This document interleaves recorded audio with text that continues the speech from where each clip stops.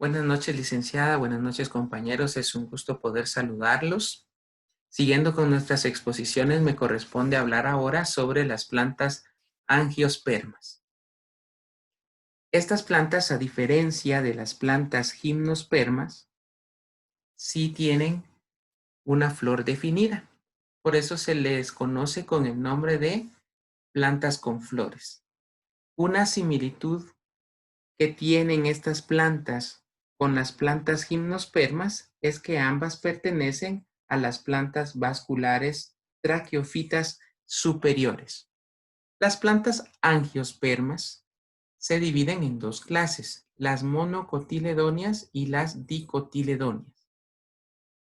Reciben este nombre de monocotiledóneas principalmente por la característica que tienen las semillas que producen. Están formadas de un solo cotiledón o de solo una parte. Estas plantas tienen la siguiente clasificación taxonómica. Pertenecen a un dominio Araucaria, al reino Plantae, al filo Anthophyta, a la clase Monocotyledoneae y, Liliopsida.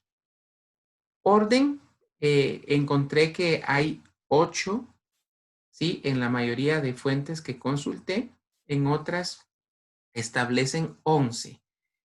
Estos 8 órdenes, pues, son liliales, arales, amaridales, palmales, gingiberales, orquidales, ciperales y graminales. A estos órdenes, pues, pertenecen pues las familias, los géneros y las especies.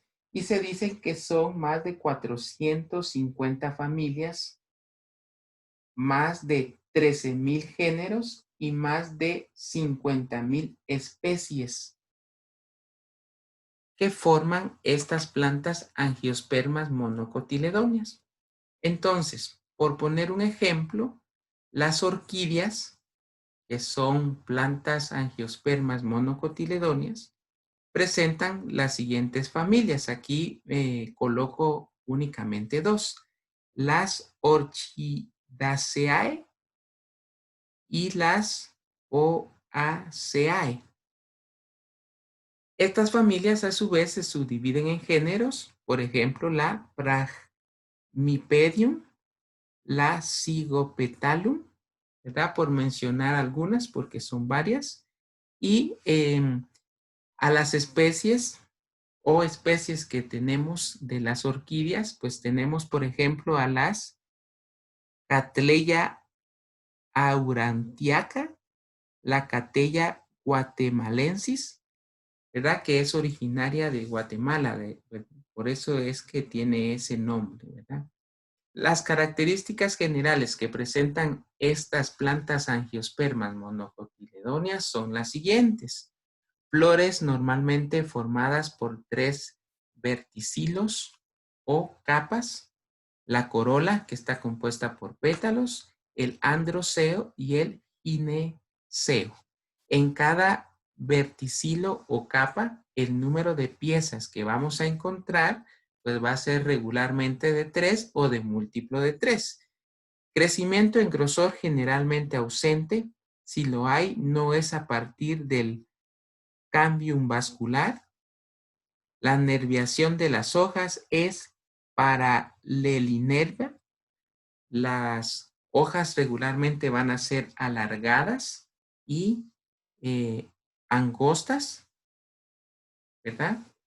Como por ejemplo las de las plantas de maíz. Siguiendo, dice, las raíces adventicias desarrolladas a partir de nudos del tallo que sustituyen pronto a la radícula.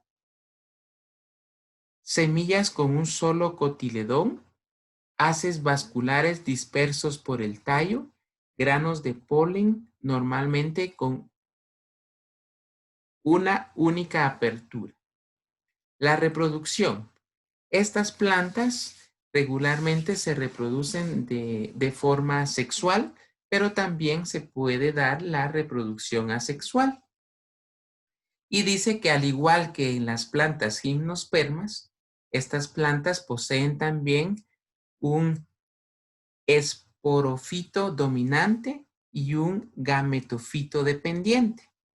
Y en estas plantas se da la autopolinización y también la polinización cruzada. El hábitat de estas plantas monocotiledóneas es por lo general terrestre, pero algunas plantas pueden adaptarse a ambientes acuáticos y otras pueden ser plantas epífitas, es decir, aquellas que viven sobre otra. Además, también existen angiospermas con asociaciones parásitas o incluso saprófitas, ya que su alimento proviene de materia orgánica en descomposición.